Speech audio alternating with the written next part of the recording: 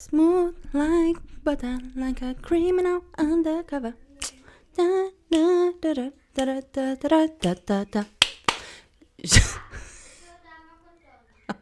Cadu também tá cantando. Porque eu não sei o que acontece com o BTS, que o BTS vicia a gente, não é mesmo? Porque essa música estreou, tipo, anteontem, e eu não consigo parar de ouvir. E como vocês perceberam, né, Cadu está em casa, então vocês vão estar escutando alguma coisinha aí no fundo. No dia 25 de maio de 1996, por volta das 2h30 da manhã, a Christine Smart desapareceu no caminho de volta para o dormitório dela na California Polytechnic State University, depois de sair de uma festa lá no campus mesmo. Eu já conhecia esse caso, mas como ele já tem 25 anos e canais muito maiores do que o meu, né? Canais brasileiros muito maiores que o meu, já fizeram vídeos sobre ele e nenhum avanço, né, tinha sido feito nas investigações, enfim. Eu fui dando prioridade para falar de outros casos e fui deixando esse caso para depois, né? Mas isso tudo mudou no mês passado, quando, em abril, né, de 2021, 2 pessoas foram finalmente presas pelo caso da Christine. E isso aconteceu graças a um empurrãozinho, né, da comunidade da internet. Eu vou falar tudo, né, sobre o desaparecimento da Christine, o desenvolvimento do caso e sobre a Active True Crime Community, que eu faço parte e você também pode fazer. Mas antes de qualquer coisa, né, meu bem? Olá, pessoas maravilhosas, como é que vocês estão? Aqui é a Margot e toda terça-feira, 10 horas da manhã, eu estou aqui falando de alguma coisa que eu achei interessante. Pode ser um caso criminal, pode ser um acontecimento histórico, uma teoria da conspiração, sei lá, um caso criminoso, caso criminal já falei, né? Um caso curioso ou misterioso. Enfim, se você é uma pessoa tão curiosa como eu, se inscreve aí e já ativa as notificações para você não perder nenhum episódio extra, né? Porque dia e hora marcada nós temos. E o mesmo vale para quem estiver ouvindo esse episódio. Lembrando que os episódios do canal são lançados simultaneamente no YouTube e nas plataformas de áudio. Como sempre, os demais recados eu vou deixar para dar no final do episódio, principalmente porque esse episódio aqui vai ser um episódio bem longo, né? Então, sem mais delongas, bora pro episódio de hoje.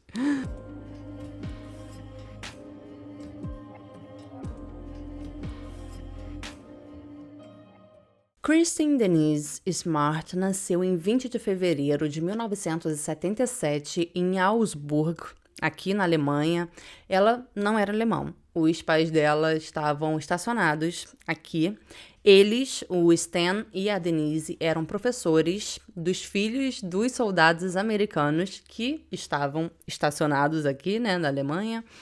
Depois da Christine, os pais dela tiveram mais 2 filhos, que são o Matthew e a Lindsay. Quando a Christine, né, ainda era pequena, na verdade eu acho que foi antes dos irmãos dela nascerem, a família voltou para os Estados Unidos, mais especificamente para Stockton, na Califórnia. Em 1995, a Christine terminou o ensino médio na Lincoln High School. Depois disso, ela foi para a California Polytechnic State University para cursar comunicação, porque ela queria, né, poder viajar o mundo trabalhando como jornalista. A Christine era muito ligada aos irmãos dela, adorava férias em família, era aventureira, adorava o mar e a água. Tanto que ela chegou a trabalhar como salva-vidas no acampamento Mokuleia, no Havaí. Eu acho que eu falei isso certo, eu espero que eu tenha falado. Isso foi no seu último verão e ela chegou a dizer que esse, né, era o emprego dos sonhos, porque era tudo que ela gostava. Antes disso, no verão anterior, ela estava determinada a aprender espanhol fluente. Então, ela fez intercâmbio na Venezuela. E, antes disso, ela fez um intercâmbio também em Londres, na Inglaterra. A Kristen colocava sempre metas altas para ela e sempre encontrava um jeito de alcançar essas metas. Ela era muito ativa, adorava esportes e andar de bicicleta. E o fato dela ter esse perfil mais atleta, né, esse corpo mais atleta, vai ser importante mais pra frente também. Essas informações eu tirei do site da própria família da Kristen e eu vou deixar o link na descrição do vídeo, no caso, mas ele tá em inglês, tá, esse site. Eles fundaram a Kristen Smart Scholarship, que é um fundo para ajudar outras mulheres a irem para a faculdade. No dia 25 de maio de 1996, lá no campus da faculdade mesmo, a Kristen desapareceu, depois de sair, né, de uma festa, como eu falei lá no começo. Então agora eu vou contar a sequência de eventos que levou, né, até isso e o que aconteceu depois até chegar na prisão realizada no mês passado. Eu usei matérias e entrevistas que foram realizadas nesses 25 anos como base para esse roteiro aqui, assim como o podcast Your Own Backyard e o vídeo da Kendall Rae. Ambos os links estarão na descrição também, mas são conteúdos em inglês. Eu vou falar mais do podcast e da Kendall, né, no final do episódio, e vai fazer mais sentido porque eu tô falando isso aqui agora. Bom, voltando, né. Quando a Kristen começou a estudar na universidade, não tinha, né, dormitório para ela, o dormitório disponível, no caso, né, então ela precisou ficar morando em um quarto fora do campus. Ela ficou meio chateada com a situação, porque ela queria, né, ter uma experiência, assim, completa da vida na faculdade, né? Nesse mesmo período, ela também avisou para os pais dela que ela não ligaria todo dia, porque ela era uma adulta agora e queria ser mais independente também e ter mais privacidade, digamos assim. Consigo me relacionar com ela, mas ficou meio que combinado que ela ligaria sempre aos domingos para casa. Quando foi no recesso de Natal, ela foi visitar amigos lá no Havaí e quando ela voltou, né, pro apartamento dela, ela recebeu a notícia de que tinha aberto uma vaga em um dos dormitórios dentro do campus. Então, ela logo mudou, né, pra dentro do campus, que era o que ela queria mesmo. Lembrando que aqui, né, no hemisfério norte, né, aqui na Alemanha também é assim, o ano letivo, ele começa no meio do ano, né, depois do verão, depois das férias de verão, que aqui são no meio do ano. Por exemplo, esse ano, 2021, as férias de verão vão terminar em 27 de agosto. Então, o que eu quero dizer com essa informação é que ela tinha acabado de começar lá na faculdade. Quando tudo aconteceu, né, tinha o quê? Uns 3 ou 4 meses, mais ou menos, depois que ela começou, né, que ela tinha começado, que foi quando ela se mudou para dentro do campus. E ela desapareceu mais ou menos uns 5 meses depois disso, ou seja, antes mesmo dela completar 1 ano estudando lá. Ela se mudou, né, para o quarto 120 no Muir Hall, no complexo Red Brick. Esse campus é enorme e eu vou dar só um pouquinho mais de informação sobre isso, porque vai ser importante para entender os acontecimentos e as informações que surgiram mais recentemente. Bom, esse é o segundo maior campus dos Estados Unidos. Atualmente, ele tem mais de 22 mil alunos, sendo que mais de 6 mil moram dentro do campus. Existem 5 complexos lá, né? 5 complexos de prédios. Por exemplo, né? O Red Brick, que era o complexo que ela morava, tem 6 prédios. O North Mountain tem 5 prédios e por aí vai, né? Vocês estão vendo aí no mapa, que eu vou estar deixando aí pra vocês, e dá pra ver que é praticamente uma cidade, porque realmente é muito grande. Quando a Kristen se mudou pro campus, ela ficou muito feliz, porque ela queria, né, ter essa experiência por completo, como eu falei, né?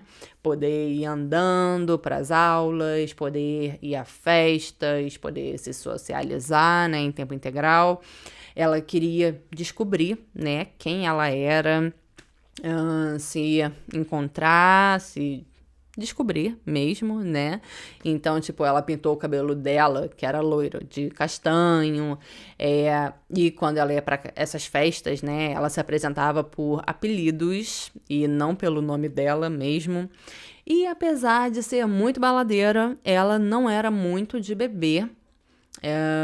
Nesse mesmo período, né, ela estava trabalhando como salva-vidas ainda, lá na piscina do campus, e o turno dela começava às 5 horas da manhã. Ou seja, ela tinha que acordar por volta aí de 4h15, 4h20.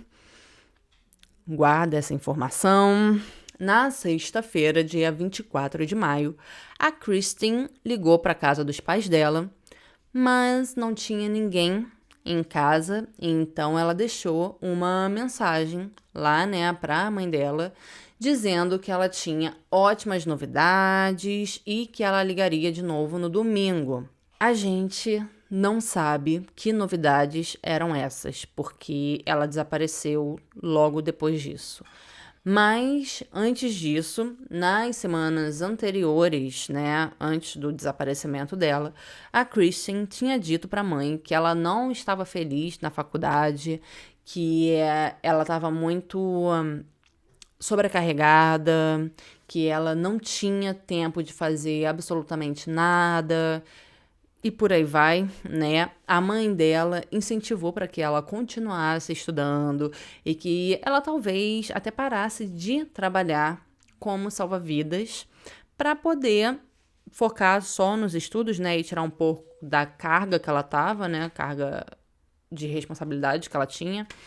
E como esse era o primeiro ano dela, a mãe pensou que talvez a Kristen só precisasse de mais tempo para se adaptar. Mas a Kristen já tinha até cogitado mesmo a se transferir para uma universidade em Porto Rico, para poder ficar mais próximo do mar, porque ela sentia muita falta da praia. Mais uma vez, posso me relacionar. Como eu falei, a gente não sabe, né, que novidade era essa, o que estava acontecendo, mas talvez essa novidade tenha relação com o comportamento dela na noite em que ela desapareceu. A melhor amiga dela no campus se chamava Margarita Campos. A Kristen queria muito sair naquela sexta, ir para algumas festas no campus, enfim. E eu esqueci de falar, né, que esse final de semana, né, esse final de semana que ela desapareceu, era o Memorial Weekend, que é um tipo de feriado prolongado lá nos Estados Unidos. A Margarita disse que não queria sair porque ela estava muito cansada naquele dia, mas a Kristen insistiu muito e acabou convencendo a amiga. A Kristen tinha perdido a chave dela, então elas só tinham a chave da Margarita para poder entrar no prédio na volta para casa. Além disso, a Kristen saiu sem a identidade dela ou a carteira dela naquela noite, ou seja, ela não estava com nada nela, né? Nenhuma identificação. Então elas saíram, encontraram outras meninas e depois de um tempo elas encontraram uma festa rolando lá. Mas essa festa estava bem fraca e o grupo decidiu então procurar uma outra festa. Kristen só tomou uma cerveja lá nessa festa, nessa primeira festa que elas pararam. O grupo continuou procurando outra festa de carro até que a Kristen e a Margarita decidiram se separar das outras meninas, né, do grupo maior. E então elas desceram do carro e foram procurando outra festa a pé. Lembrando que elas estavam dentro do campus. A Margarita não queria nem ter saído naquele dia, né? Que dirá ficar procurando outra festa a pé, né? Então ela decidiu voltar pro dormitório. Ela tentou convencer a Kristen a voltar pro dormitório com ela, mas a Kristen não queria, porque ela queria muito festejar naquela noite, né? Então, ninguém entende por que que ela tava tão animada naquele dia. O que que tinha acontecido com ela naquele dia que ela tava tanto querendo sair, se divertir, enfim, qual era, né? O que que tinha acontecido? Se isso tinha alguma relação com essa tal ótima novidade que ela queria contar pra mãe dela. Enfim, nós nunca saberemos, né, se isso tem alguma relação. Então, depois de um tempo tentando convencer uma a outra, né, elas decidiram se separar. E a Margarita voltou pro quarto enquanto a Kristen foi atrás de uma outra festa. Depois que tudo aconteceu, né, todo o desenrolar aconteceu, e até hoje a Margarita diz que ficou se sentindo muito mal e sentindo muita culpa, porque ela sabia do sistema de companheiro que se você sai junto, você volta junto. E se elas não tivessem se separado naquela noite, a Kristen muito provavelmente não teria desaparecido. Gente, isso é um princípio básico, né? Questão de sobrevivência. E quando você sai com alguém, não se separem, entendeu? Quando eu saía com os meus amigos, só faltava, meu anjo, a gente amarrar, tipo, cordinha, um no pulso do outro, entendeu? Porque a gente saía de casa junto e a gente voltava um carregando o outro, né? Naquele estado, mas a gente voltava junto, um carregando o outro. Antes mesmo da gente sair de casa, a gente já deixava combinado na casa de quem que a galera ia dormir depois na volta, pra ninguém ter que voltar pra casa sozinho. Então, fica aí a dica, né? Mas ela só vai servir essa dica para depois que a pandemia passar, tá? Porque a gente precisa estar todo mundo vacinado para poder ir pra rua de novo. Então, tá? Todo mundo ficando em casa, nada de ir pra rua nesse momento. Bom, como ainda estava cedo, a Margarita deu a chave da portaria para Kristen, que ela guardou na meia. A Kristen botou a chave dentro da meia. E isso porque, como eu falei, ainda estava cedo, então a Margarita não teria problema nenhum para conseguir entrar no prédio, né? Porque seria fácil ela encontrar alguém abrindo a porta, enfim, para ela poder entrar no prédio. E elas foram para direções opostas, uns 200 metros mais para frente, né? Depois que a Kristen foi andando, ela achou uma festa rolando lá na fraternidade Sigma Chi. Era uma festa de aniversário para um cara chamado Ryan Fell. E era para ter, tipo, umas 20 pessoas nessa festa, mas era um campus, né? E apesar da maioria ter viajado pro feriado, ainda tinham muitos estudantes lá, né, que tinham ficado no campus. Então tinham muitas pessoas entrando e saindo dessa festa o tempo todo. Mas a Kristen era uma garota que chamava a atenção, né? Porque ela era bem alta, ela tinha 1,85 de altura, ela tava de short de vinil, top croppé e um tênis Puma vermelho. Então, muitas pessoas lembram dela na festa e por isso que a gente sabe o que rolou lá. Ela chamou, em algum ponto da noite, ela chamou um cara chamado Trevor Bolton pro banheiro e disse que o nome dela era Roxy. Ele achou que ela queria ficar com ele, então é claro que ele foi, né? Mas aí ela falou que não, que ela estava interessada mesmo, era num amigo dele, que era um jogador de basquete que estava lá na festa também. Depois ela até chegou nesse cara, mas ele não quis ficar com ela. Nesse ponto aqui do roteiro eu fiquei na dúvida, né, se eu seguiria contando que se sabia até recentemente e depois contava o que foi descoberto agora e tudo mais, ou se eu colocaria as novas informações direto na linha do tempo do roteiro.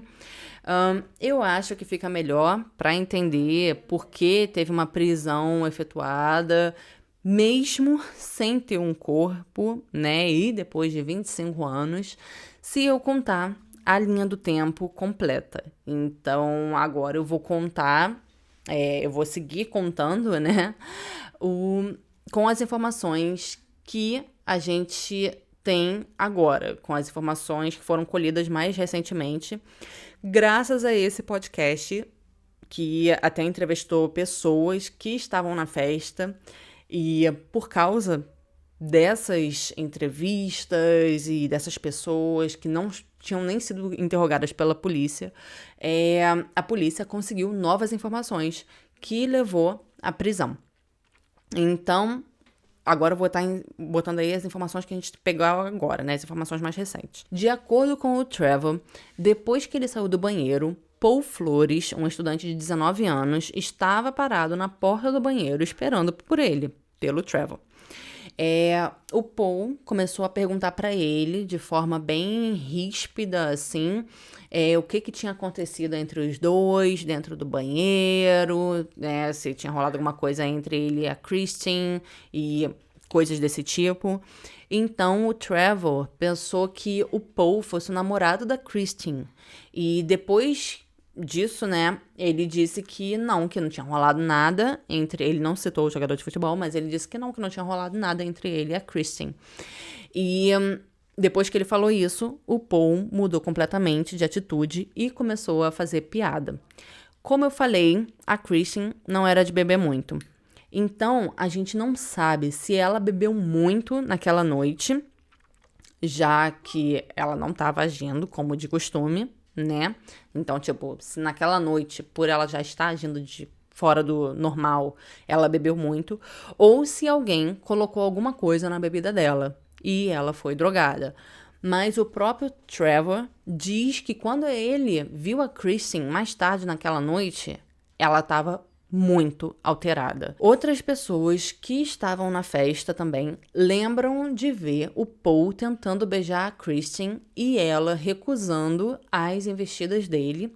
Na verdade, outras garotas que estavam nessa festa tiveram a mesma experiência com o Paul, né? Dele dando em cima delas e tentando beijar elas à força. Então, a festa, né, acabou lá por volta de 2 horas da manhã. E quando 2 estudantes saíram da festa, eles encontraram a Kristen deitada no gramado, né, perto ali da festa, na rua, completamente embriagada ou drogada, né, porque a gente não sabe. Ao ponto de que a Kristen não estava conseguindo nem andar sozinha, tipo, ela estava muito, muito, muito alterada. Esses 2 estudantes eram Tim Davis e Cheryl Anderson. Eles decidiram ajudar a Kristen e levar ela de volta para o dormitório dela.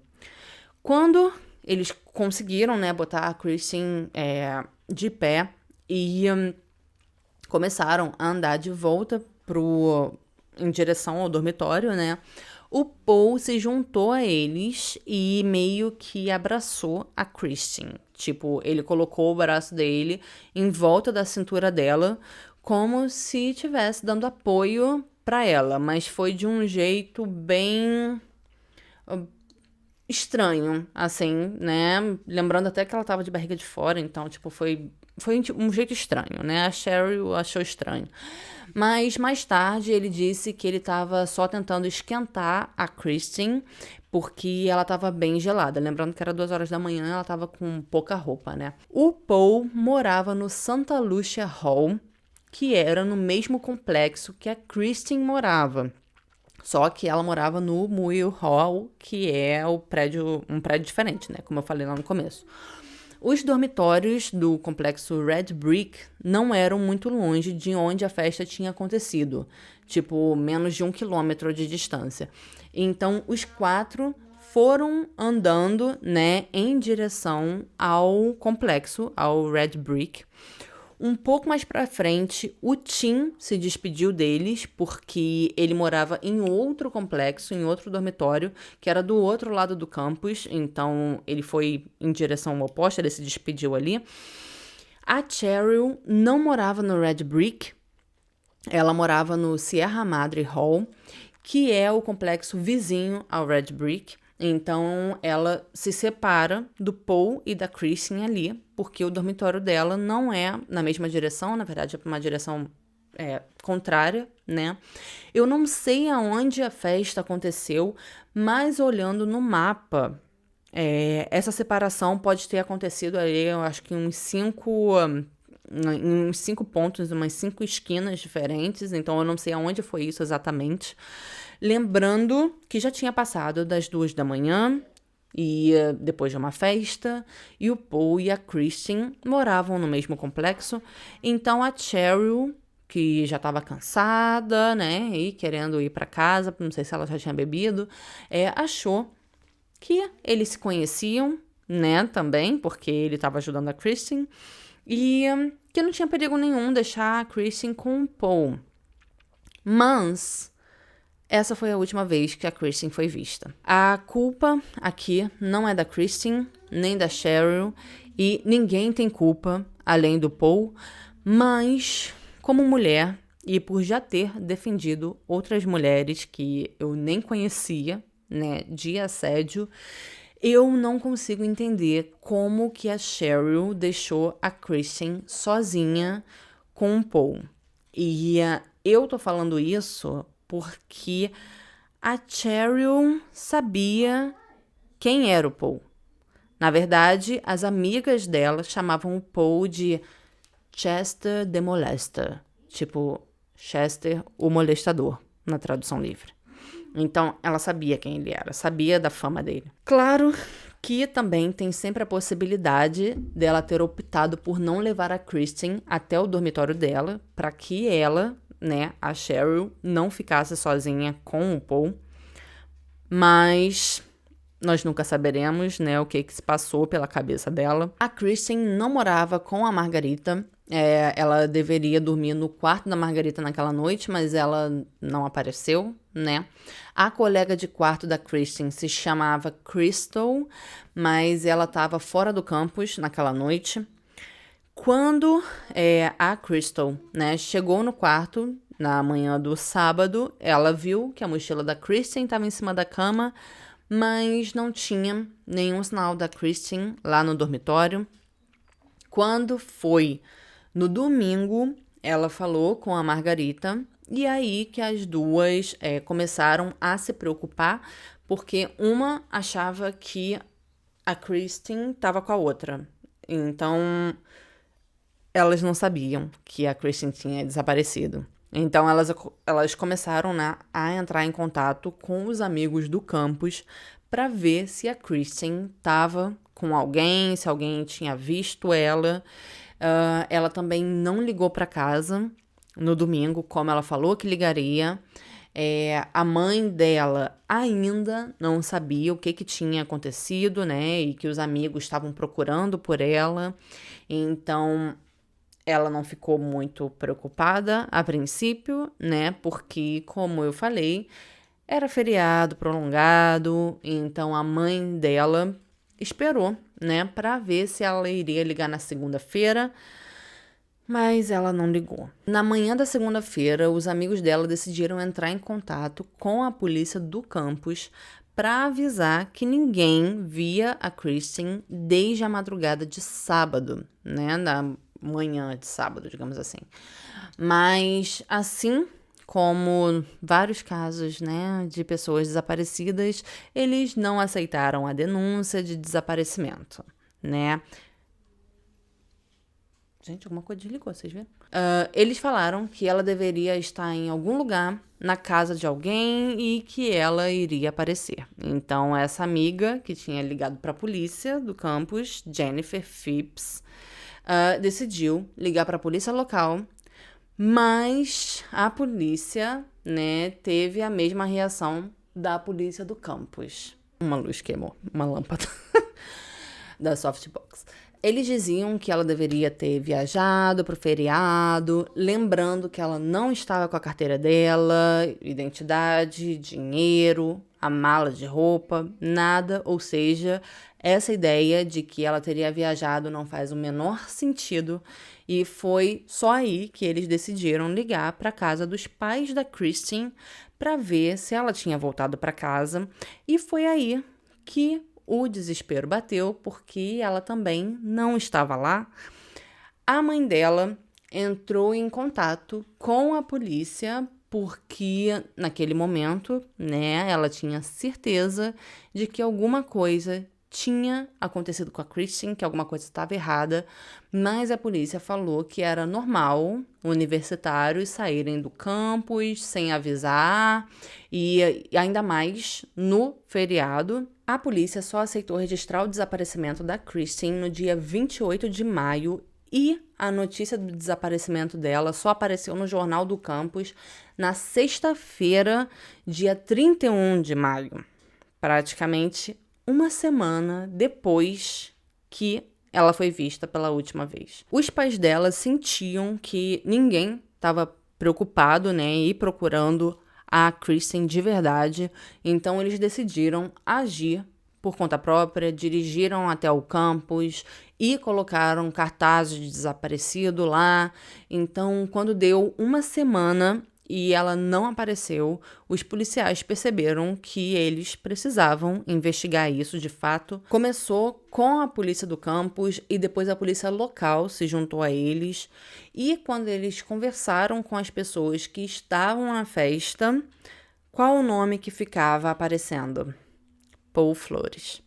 Então, eles chamaram o Paul para conversar e no primeiro depoimento dele, ele disse que ele foi caminhando com a Kristen até o prédio dele e depois ele ficou observando a Kristen andar até o prédio dela e que ele só entrou no prédio dele depois que viu a Kristen entrando no prédio dela em segurança. E foi aí que ele entrou pro prédio dele. Então, se ela desapareceu, foi depois que ela entrou no prédio dela. Isso de acordo com o depoimento dele, né?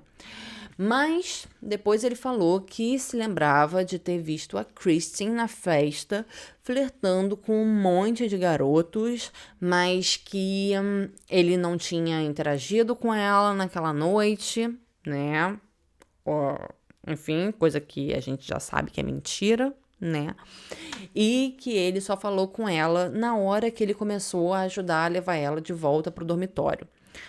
Mas aí ele já disse que tinha levado a Kristen até o dormitório dela. E aí depois ele voltou andando pro dormitório dele sozinho. Ou seja, a história dele já começou a mudar aí. E tem mais um detalhe. Quando ele foi questionado, ele tinha vários arranhões, tá, pelo corpo dele, nos braços principalmente, e ele tinha um olho roxo. Ele justificou dizendo que ele se machucou jogando basquete no domingo depois que a Kristen desapareceu. Mas quando a polícia perguntou para os meninos que tinham jogado basquete com ele, né, se ele tinha machucado o olho lá, enfim, os garotos disseram que o olho dele já estava roxo antes do jogo. Então, tipo, ele não se machucou no jogo. E aí, o Paul mudou de história de novo, óbvio, né? E ele disse que ele não tinha falado a verdade porque ele estava com vergonha. E aí ele disse que ele tinha se machucado, na verdade, de um jeito muito bobo, por isso que ele não queria contar. Ele disse que foi instalando o rádio no carro dele e que ele tinha batido o olho no volante. E você acha que a polícia, tipo, registrou esses machucados, tirou foto, né, corpo de delito, enfim? Claro que não, né? Alguns meses antes disso, o Paul já tinha sido preso por estar dirigindo sem documentos. No dia 27 de maio, ele foi preso de novo por não ter aparecido no encontro lá, que ele tinha que aparecer, né, com o cara da condicional. Agente da condicional? Acho que é agente da condicional, que se fala, né? Ups. E aí, eles tiraram essa foto que vocês estão vendo aí, que é a única prova de que ele tinha um olho roxo. Mas já estava cicatrizando. Ou seja, quase não dá pra ver na foto que ele estava com o olho roxo, mas ele estava. E isso foi antes de aceitarem a denúncia do desaparecimento da Kristen. Mas isso foi o quê? Uns 2 dias depois que a Kristen desapareceu, que eles tiraram essa foto. Esses não foram os primeiros casos estranhos, digamos assim, envolvendo Paul. Quando ele estava na 8ª série, ele teve um ataque de raiva e espancou uma criança lá. Essa criança ficou internada por um bom tempo e os pais do Paul pagaram as despesas, né? Claro, que era o mínimo que eles podiam fazer. Mas foi indicado pela corte que o Paul deveria fazer uma terapia para controle de raiva, mas os pais dele se recusaram e disseram que ele não precisava de nada disso. E esse comportamento aí de mimar o Paul e fechar os olhos, né, para as atitudes dele, enfim, vai continuar pela vida inteira e a gente vai ver isso, né, refletido nas prisões que foram realizadas no mês passado. Meu Deus! Gente, mudei aqui, né? Porque vocês escutaram o barulho que minha softbox fez? Eu achei que ela ia explodir. Então, eu fiz o quê? Desliguei a softbox e abri essa janela aqui. Então, vocês estão me vendo, é o que importa. Então, vou continuar contando a história. Bom, vários estudantes do campus descreveram o Paul como um cara estranho. Ele não tinha nenhum amigo próximo, ele aparecia nas festas sem ser convidado, ele seguia as meninas até os dormitórios delas, né, das meninas. Em dezembro de 1995, 5 meses antes da Kristen desaparecer, ele chegou a escalar a lateral de um dos dormitórios para espiar lá dentro no meio da noite. A garota que morava lá, né, viu ele e ligou para a polícia do campus, mas eles não reportaram isso e só mandaram ele voltar para casa. Eu poderia, né, ficar aqui mais 1 hora contando todas as atitudes estranhas do Paul que ele teve lá, né? Mas o que interessa ninguém nunca fez nada para parar o Paul. Quando ele foi interrogado, em 19 de junho, ele ficava dizendo que tinha que ir embora, que ele tinha um outro lugar para estar, que ele tinha um compromisso. E quando o policial perguntou o que ele tinha que fazer, né, o que era isso tão importante que ele tinha que fazer, ele respondeu que tinha que fazer alguma coisa com concreto na casa da mãe dele. No dia 20, um policial foi falar com o jornal do campus e deu a seguinte declaração, na tradução livre, claro, né? Abre aspas. Não há nenhuma evidência de atividade criminal. Não parece que ela foi vítima de um crime, então estamos investigando esse caso como um adulto que desapareceu sob circunstâncias estranhas, fecha aspas. No dia 26 de junho, a polícia do campus saiu do caso e aí ficou só a polícia local encarregada. Acho que eu não citei aqui, né, mas a polícia encarregada era a polícia de San Luis Obispo County e tem uma coisa que aconteceu e que eu fiquei sem saber onde colocar isso no roteiro, né? Mas eu acho extremamente importante falar. Então, eu vou falar aqui que no primeiro relatório feito pelos policiais e que deixou os pais da Kristen super irritados, né? E com razão, eles descreveram que a Kristen estava super bêbada e flertando com um monte de cara. Nas anotações de um dos policiais, né, que é anotações à mão que ele botou lá, ele até escreve, na tradução livre de novo, abre aspas, ela vive do seu próprio jeito, não se conforma em agir como uma típica adolescente, fecha aspas. Ele escreve, né, como se a culpa do que quer que tenha acontecido fosse dela, fosse da Kristen, ou como se ela merecesse o que aconteceu com ela por causa do comportamento dela. Vamos deixar uma coisa aqui muito clara, né, e repetir isso até que vire um senso comum, tá? A culpa nunca é da vítima. Nunca. Ela poderia estar trêbada, pelada, balançando a raba. Ainda assim, isso não dá o direito de ninguém encostar em um fio do cabelo dela, sem o consentimento dela. Até porque, se ela tá bêbada, né? Se a pessoa está bêbada, isso serve para homem ou mulher, não interessa, ela não tá em condições de dar consentimento para nada. Então, só daí já é um crime. Qualquer coisa que você faça, você já tá cometendo um crime, tá? Então, Vamos deixar isso bem claro e repetir isso. Bom, a polícia local realizou buscas com helicópteros, com cães farejadores em todo o campus. Os cachorros foram levados em todos os dormitórios, em todos os prédios, em todos os complexos, né? E adivinhe só? 4 cachorros diferentes pegaram um rastro que levava até o apartamento 128 no Santa Lucia Hall, que era o dormitório do Paul. Acontece que, quando a polícia foi fazer uma busca no apartamento dele, o quarto já tinha sido limpo, né, pela equipe de limpeza da universidade. E isso porque, quando os policiais foram lá, né, já tinha começado as férias de verão, então ele não estava mais lá. Lembrando que o ano letivo termina nas férias de verão, então aquele nem seria mais o dormitório do Paul quando começasse o próximo ano letivo.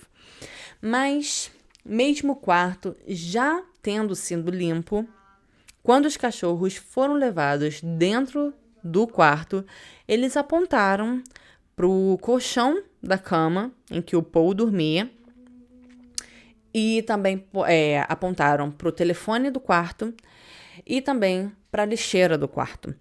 Então, os policiais tiraram a lixeira do quarto, misturaram com outras lixeiras e colocaram todas lá no corredor do dormitório, né, do complexo. E ainda assim, os cachorros continuaram apontando para a lixeira do Paul. Mas e o colega, né, do quarto dele, tu tá aí se perguntando... O nome dele, desse colega de quarto, né, do Paul, era Derek T.C. E na noite que a Kristen desapareceu, ele não estava no campus, né, ele estava viajando por causa do feriado prolongado. Mas depois ele disse que quando a notícia do desaparecimento veio à tona e o Paul, né, foi questionado, ele perguntou pro Paul, tipo um jeito assim de brincadeira, né, o que ele tinha feito com a Kristen. E aí o Paul deu a seguinte resposta, abre aspas, ela tá na casa da minha mãe almoçando com ela, fecha aspas. Os pais do Paul se chamam Ruben e Susan. Quando a Kristen desapareceu, eles não estavam morando na mesma casa, mas ninguém sabia disso. Mas assim, eles tinham, né, dado entrada no divórcio, mas mesmo assim, eles ainda passavam muitas noites juntos, na casa do Ruben. Uma colega de trabalho depois disse, nesse podcast, que a Susan tinha estado muito irritada com o Ruben, porque ele tinha recebido uma ligação no meio da noite e tinha saído sem falar nada, sem falar para onde ele tinha ido, nem nada, e nem dado uma justificativa para ela. E essa noite foi a mesma noite em que a Kristen desapareceu. Ela também disse que sentia que ele estava escondendo alguma coisa dela. Então, no dia 22 de julho, praticamente 2 meses depois do desaparecimento da Kristen, a polícia fez uma busca na casa do Ruben. E essa busca foi feita de qualquer jeito. Tipo, eles não levaram uma equipe uma equipe forense lá, ou cães farejadores, nada. Eles só foram lá e deram uma olhada e, mais um detalhe, eles só foram lá uma semana depois que o mandado já tinha sido expedido para eles fazerem a busca. E como eu falei, ninguém sabia que a Susan tinha uma segunda casa. E lembrando que o Paul sempre falava da casa da mãe dele. Mas até aquele ponto, né, eles achavam que quando ele falava isso, ele estava falando da casa do Ruben, porque eles não sabiam que os pais estavam morando separados. Nessa busca furreca aí que eles fizeram, eles só encontraram recortes de jornal sobre o desaparecimento da Kristen na cozinha, embaixo do colchão do Ruben e um embaixo do colchão do Paul. Lugares estranhos para guardar recorde de jornal, não é mesmo? Depois dessa busca, eles descobriram sobre a casa da Susan e fizeram as buscas lá também. Mas é aqui que as coisas ficam interessantes, digamos assim. Quando foi em agosto, um mês depois da busca, a Susan colocou a casa dela para alugar e voltou para a casa do Ruben. Quem alugou a casa da Susan foi o casal Joe e Mary Lassiter. E eles tinham um filho de 6 anos, e a família se mudou para casa em 1º de outubro. Quando eles entraram na casa, a Susan falou que tinha deixado um tambor, né, de metal, um container, sei lá, de metal, no quintal e que não era para eles mexerem lá, e ninguém ir lá e nem olhar o que estava dentro, enfim, que alguém ia lá buscar esse negócio.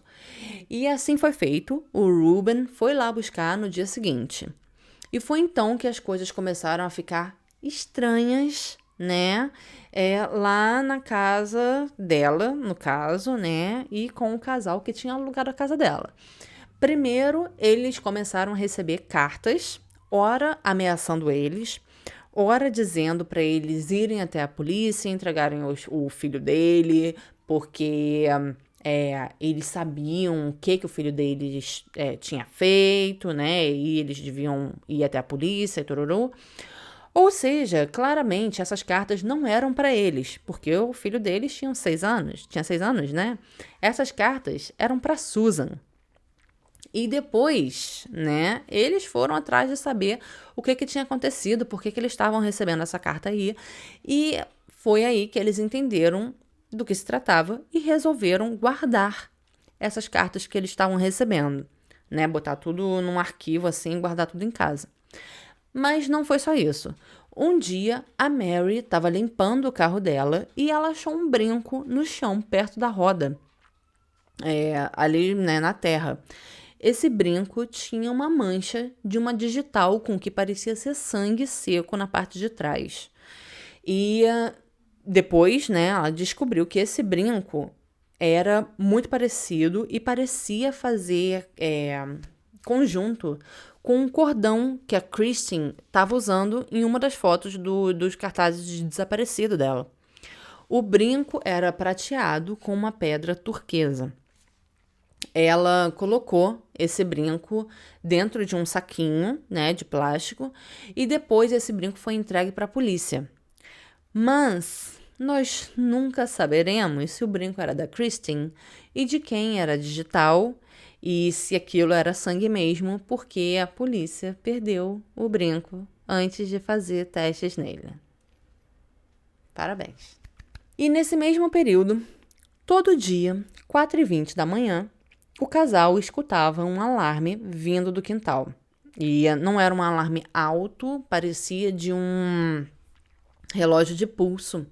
Então, várias vezes, eles foram até o quintal, né? E, eles encostavam o ouvido, né? A orelha no chão para tentar identificar da onde que estava vindo esse barulho, mas eles nunca conseguiram identificar da onde que estava vindo esse barulho, do lugar exato da onde esse barulho estava vindo. E depois de um tempo, né, o barulho acabou parando, provavelmente porque a bateria desse relógio acabou, né? Então o relógio parou. E quem é que acordava às 4h20 da manhã? A Kristen, porque ela tinha que estar na piscina às 5 da manhã para trabalhar como salva-vidas lá no campus. Além disso, o Joe, né, o marido, ele adorava jardinagem e adorava plantar. E no quintal tinha 4 canteiros para plantação, 3 pequenos e um grande, e nada crescia nesse canteiro grande. Ele começou a mexer, né, na terra do canteiro grande para tentar entender o que estava acontecendo, por que as plantas não cresciam, por que ele plantava lá e a parada não crescia. E foi aí que ele descobriu que tinha uma placa de cimento um pouco mais abaixo da terra, né, um pouco mais fundo assim, e isso não fazia o menor sentido. Se aquilo era um canteiro para plantação, né, por que colocariam cimento lá, né, porque o cimento não deixava a raiz da planta crescer, né, para baixo, então a planta não crescia. E conversando com os vizinhos, eles descobriram que a Susan tinha feito uma obra para aumentar esse canteiro, e essa obra foi feita pela própria família, e foi feita durante a noite, e foi feita naquele mesmo verão que a Christine tinha desaparecido. Um vizinho chegou até a dizer que ele tinha visto eles jogarem uma coisa que parecia ser um carpete enrolado no buraco e depois tinham jogado cimento por cima, mas estava no meio da noite, estava escuro, então não dava para ter certeza do que ele tinha visto. Quando a Susan descobriu que o casal estava falando com a polícia, né, e com os vizinhos e tudo mais, né? Então ela mandou o quê? O casal sair da casa e terminou o contrato com eles, né? O contrato de aluguel com eles. Mas eles ainda tinham um mês para ficar na casa. Tipo um aviso prévio, né? Você não pode botar só simplesmente a pessoa para fora da casa quando você aluga, né?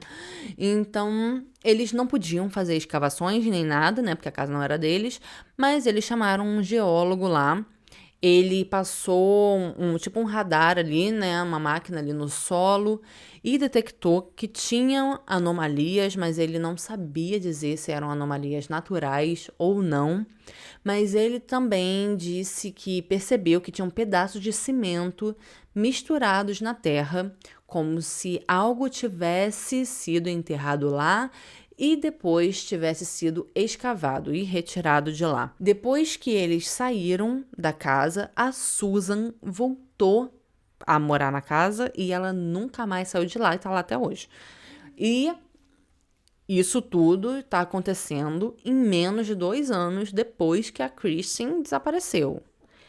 Eu, sinceramente, não consigo entender como é que a polícia demorou 25 anos para efetuar uma prisão, né? Mas, enfim. E tem mais um detalhe que eu esqueci de falar aqui. Um pouco depois, o Paul disse que o carro dele foi roubado e o pai dele também se desfez do carro. Não tem como a polícia, né, periciar carros que não estão lá, né? Correto? Bom, o Paul foi chamado para depor de novo e depois dessa vez ele foi com um advogado em todas as perguntas, todas, até mesmo o nome da sua mãe é Susan, ele respondeu o seguinte, na tradução livre, né? Abre aspas, sob conselho do meu advogado, eu me recuso a responder essa pergunta baseado na Quinta Emenda dos Estados Unidos, fecha aspas.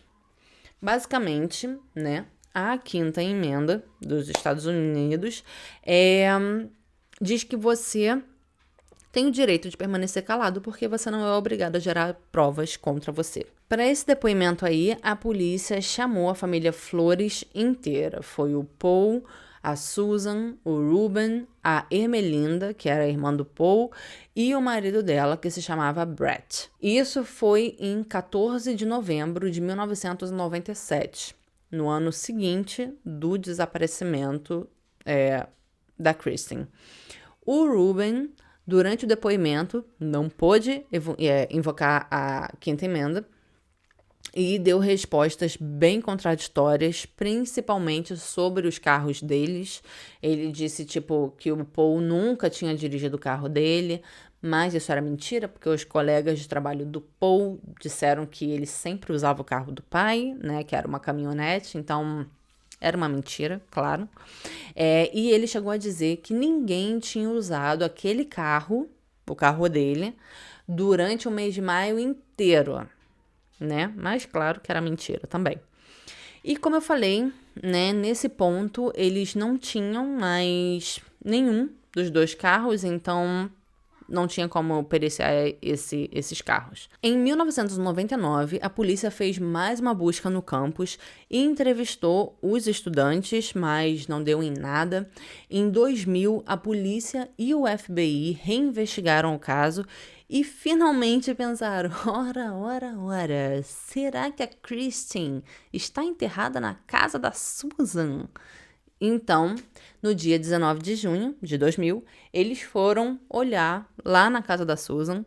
Eles passaram o radar no chão, ou seja, eles não abriram nenhum buraco lá. Até porque onde era o canteiro né, grande antigamente, agora era uma garagem. E se eles quebrassem e não encontrassem nada, eles teriam que pagar pelo prejuízo. Então, eles optaram por não quebrar nada e só passar esse radar lá. O resultado do radar deu inconclusivo e no momento em que eles saíram da propriedade, a busca, né, o mandato de busca perdeu a validade. Então, eles não podiam mais voltar para continuar pesquisando lá, né, procurando as coisas. Então, resumindo, essa busca também não deu em nada.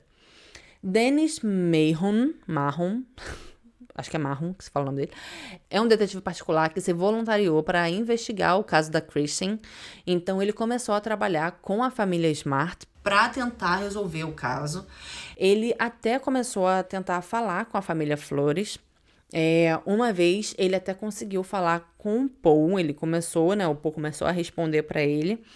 Mas aí, o Ruben, o pai do Paul, mandou ele entrar de volta para casa. E aí, a Susan entrou com um pedido para uma ordem de restrição contra o Dennis. Ordem essa que ele ignorou e acabou sendo preso. Quando foi em 25 de maio de 2002, a Kristen foi declarada legalmente morta. Quando foi em agosto de 2005, a família Flores entrou com um processo contra a família Smart. A cara de pau. Eles alegaram que a família da Kristen era responsável pelo assédio que eles tinham sofrido, né, que eles vinham sofrendo pelo Dennis, né, do Dennis, e pelos problemas financeiros que isso estava causando a eles. Mas, por causa desse processo, agora a polícia poderia fazer mais uma busca na propriedade deles, né? Na propriedade da família Flores, para poder entender o que o Dennis tanto queria lá na propriedade deles. Por que o Dennis estava querendo tanto ver, entendeu? Então, tipo, esse tiro saiu meio pela culatra. Mas a família Flores pôde negociar essa busca e a polícia foi autorizada a buscar na casa inteira, menos sob a garagem e os canteiros de planta. Ou seja, essa busca também não deu em nada. Em 2011, um novo xerife foi eleito, o nome dele é Ian Parkinson, e ele decidiu olhar o caso novamente, né, com novos olhos. Ele falou que estava determinado em dar respostas para a família Smart, mas foi só em 2016 que eles anunciaram que estavam investigando uma nova pista. E, mais uma vez, eles foram investigar o campus. Dessa vez, eles até fizeram escavações por lá durante 4 dias. Eles levaram cães farejadores também, mas, mais uma vez, não deu em nada. Mas a família Smart nunca desistiu de procurar respostas, né, e trazer justiça para Kristen. Eles mantiveram cartazes e outdoors espalhados pela cidade inteira. E depois de tanto ver esses outdoors, um homem decidiu se juntar à família e trazer mais atenção para o caso da Kristen. E esse homem se chama Chris Lambert e ele criou o podcast Your Own Backyard, que na tradução livre, né, seria seu próprio quintal. Nos episódios, ele cobre todas as informações públicas, entrevista pessoas que estavam na faculdade naquela época, pessoas que trabalhavam com a família Flores, e assim ele conseguiu reunir mais informações e testemunhos que a polícia até então não tinha. O primeiro episódio foi ao ar em setembro de 2019. O link tá na descrição, mas, como eu falei lá no começo, tá em inglês. Teve um cara que foi entrevistado no podcast que tinha sido dispensado pela polícia na época do desaparecimento. Ele era um estudante de intercâmbio da universidade. O nome dele é Neil Van Est. e ele é australiano. Ele falou que na noite em que a Kristen desapareceu, ele estava voltando de bicicleta da biblioteca do campus em direção ao dormitório dele, e isso foi por volta das 2 da manhã, um pouco depois das 2.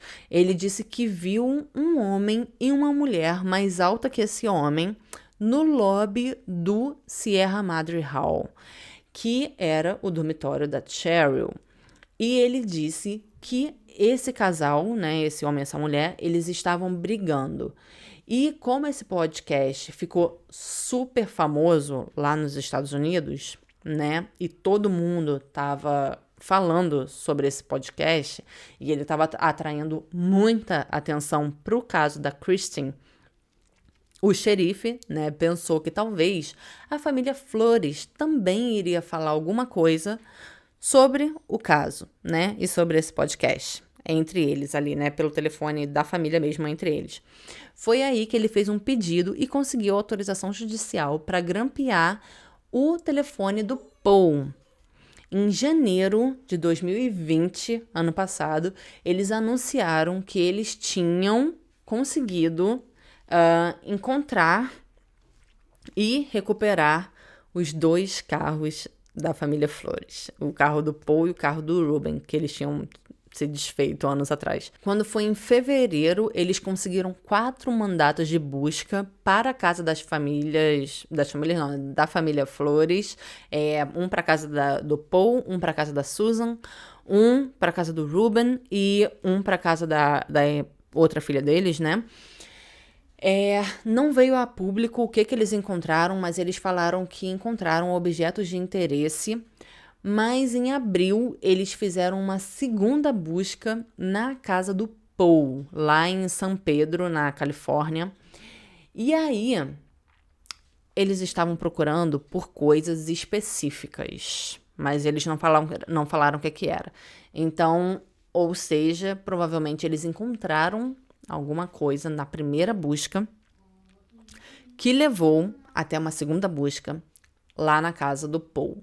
Então, é isso. Eles recolheram muitas coisas lá, muitas evidências. Tipo, computadores, telefones, celulares e outros eletrônicos. Até mesmo eletrônicos que eles usavam na época do desaparecimento da Kristen. Eles ainda tinham isso guardado e, tipo, a polícia pegou. E o Paul, lá ano passado, né? Ele foi levado em custódia, mas ele foi liberado 2 dias depois. E aí, há 2 meses, em março de 2021, eles efetuaram mais um mandato de busca, dessa vez lá na casa do Ruben.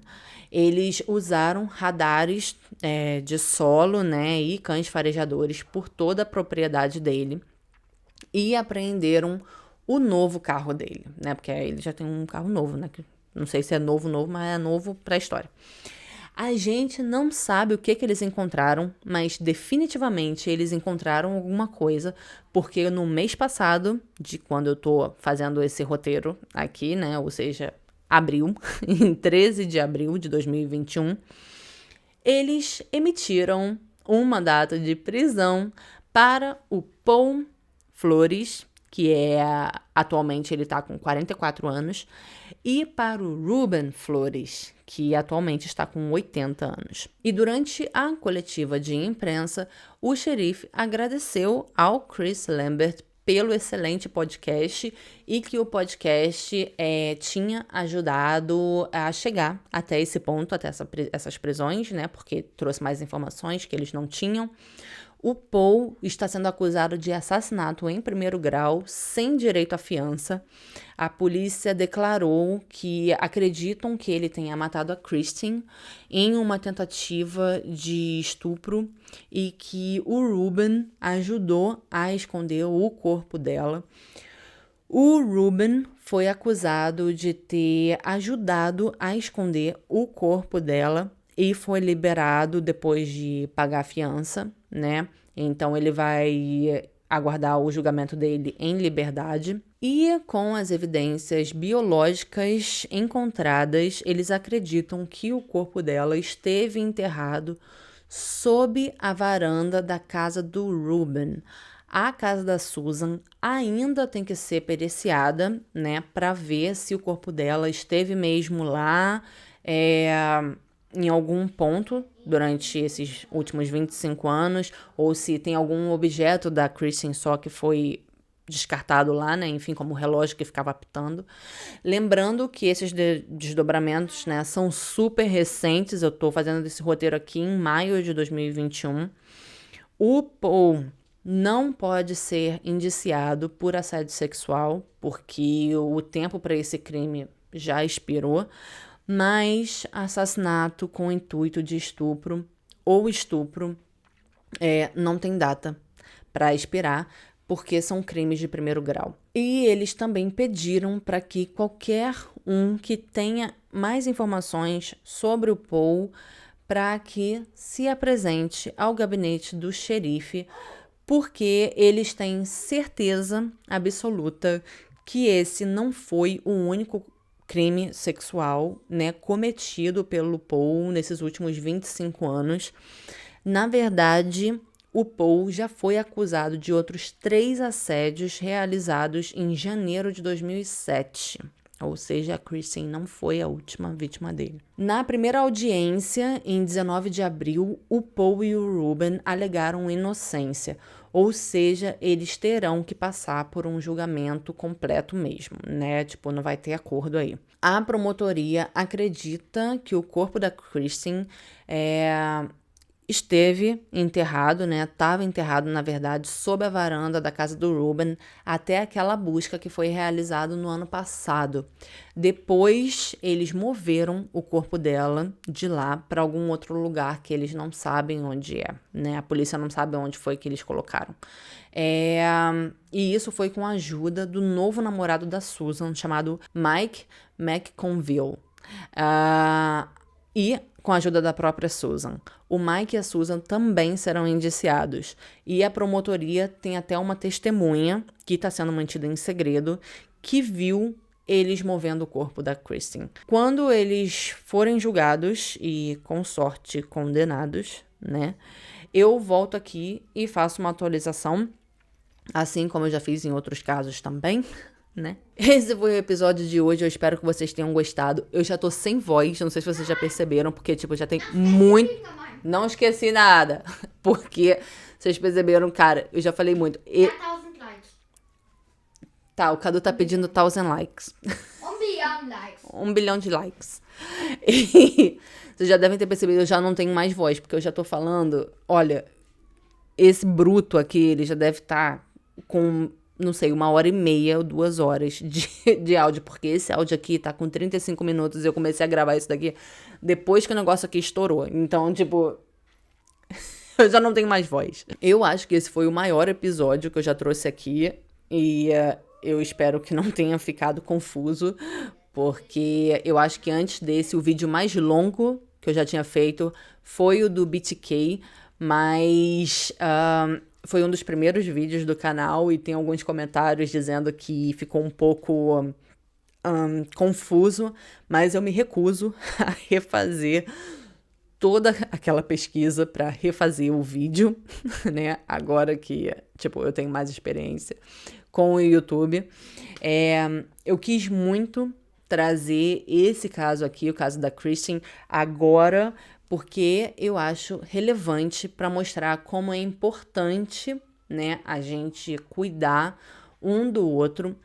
A Kristen, muito provavelmente, ainda estaria viva se a Cheryl tivesse acompanhado ela até o dormitório dela, ou se ela tivesse simplesmente oferecido para Kristen que ela dormisse no dormitório dela, né, no dormitório da Cheryl, ou se o Neil, né, que foi aquele estudante de intercâmbio, tivesse intervido quando ele viu o Paul e a Kristen brigando no lobby do prédio, né, então se qualquer uma dessas duas coisas tivessem acontecido, a Kristen provavelmente estaria viva hoje em dia. Às vezes, uma pergunta faz toda a diferença. Por exemplo, da última vez que eu saí aqui na Alemanha, já tem uns 2 anos, porque, né, coronavírus, eu tava em um pub e eu vi uma garota cercada por um monte de homem na porta do banheiro, né? Ela entrou no banheiro e os caras ficaram esperando na porta do banheiro. Eu nem precisava ir no banheiro, mas eu entrei lá pra perguntar pra ela simplesmente se tava tudo bem, se ela precisava de ajuda, né? Se ela conhecia os caras, enfim. E aí ela falou que sim, que ela conhecia os caras, que tava tudo bem, mas ela, tipo, super me agradeceu por eu ter me preocupado, porque, tipo, eu poderia simplesmente fazer companhia se ela não conhecesse eles, fazer companhia com ela, até ela sair de lá, né? Enfim, ou até os caras esquecerem dela, enfim. Então, o que eu quero dizer com isso é que, tipo, a gente só precisa ter um pouquinho mais de carinho e cuidado com o outro, sabe? O mesmo vale para aquele seu amigo babaca ou para sua amiga babaca também, porque mulher também pode ser babaca, tudo bom? Se você tá vendo, né, que ele tá tomando uma atitude escrota, tá vendo ele passar do ponto, chama a atenção dele, fala, ô, brother, isso não é legal, né? Vamos evoluir como ser humano, pelo amor de Deus, né? E como eu falei, né, eu iria falar um pouco mais sobre o Active True Crime Community, ou comunidade ativa dos crimes reais, na tradução livre. Isso quer dizer que a gente comete crime? Não, pelo menos não deveria ser. E a gente também não tem carteirinha ou grupo no WhatsApp. Na verdade, qualquer pessoa, né, pode agir ativamente para ajudar a resolver um crime ou trazer atenção para algum caso. Por exemplo, mais uma vez, o que o Chris Lambert fez, né, criando o podcast, ou quando a gente assina lá uma petição online, né, para um caso ser reinvestigado, ou quando você compartilha a foto lá, né, de uma pessoa desaparecida. Enfim, isso já é, né, participar ativamente contra os crimes e fazer parte dessa comunidade ativa, né? Essa semana eu não iria trazer esse caso, eu iria trazer um outro caso, que é o caso da Jessica Easterly, porque a família dela estava fazendo um abaixo-assinado para que um novo promotor distrital reinvestigasse o caso dela. Eu também até assinei essa petição e eu nem moro em Nova Orleans, mas eu assinei a petição. Mas depois que a Kendall Rae fez o vídeo sobre ela, justamente para chamar a atenção para a petição, né, para chamar a atenção para o caso, eles conseguiram as 50 mil assinaturas que eles estavam querendo, ou era 35 mil, 50 mil, acho que era 50 mil.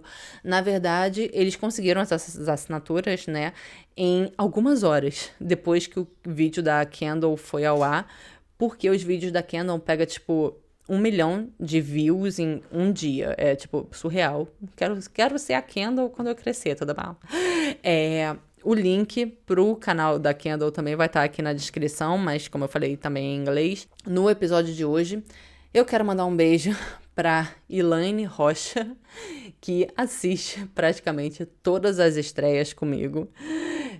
Porque sim, né? Quando o Cadu não tem consulta em médico, eu assisto as estreias com vocês. Então, gata, beijo, muito obrigada pelo carinho. E eu acho que você provavelmente não está aqui ainda, né, para escutar meu beijo. Eu quero lembrar também que o canal está aberto para membros, então para quem quiser e puder pingar um din-din, o link estará também na descrição. Nossa, esse episódio vai ter muito link na descrição, hein? Só avisando. E também tem o botãozinho de Seja Membro aqui embaixo. Porque, né, eu quase nunca sou monetizada, então é por isso que o canal tá aberto para membros. Por favor, deixe o seu like ou o seu dislike nesse vídeo e se inscreva no canal. Eu tinha parado de pedir, mas eu parei de pedir, pararam de dar like, então agora eu voltei a pedir de novo. Me ajuda aí a chegar nos 10 mil antes do final do ano, 10 mil inscritos, por favor, então se inscreva. E quase que eu esqueço, né, e deixando esse episódio um pouquinho mais longo, mas o que é um peido para quem já está cagado, eu quero contar que eu abri um segundo canal onde eu falo de coisas totalmente aleatórias e não tem data para sair vídeo por lá, diferente desse canal aqui. Tem até um vídeo já meu lá, né, passando vergonha, tentando dançar uma música lá que eu tô tentando aprender, mas não deu certo. O link também vai estar na descrição para esse episódio, para esse canal. E agora sim, antes que eu já não tenha mais voz nenhuma por uma semana, um beijo e eu vejo vocês no próximo episódio.